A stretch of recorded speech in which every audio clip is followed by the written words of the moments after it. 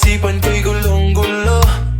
Nagtatanong kung susundan ko siya, dahil ang puso ko ay nabihag niya.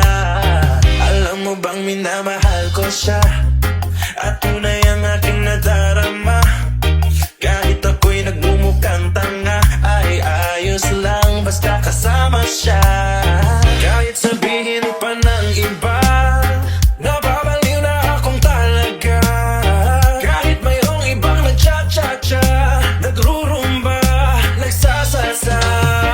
Pwedeng sabihin nyo to sa kanya, ang puso ko'y nahihirapan na. Ano pa bang pwede kong gawin na uubra upang maakit siya?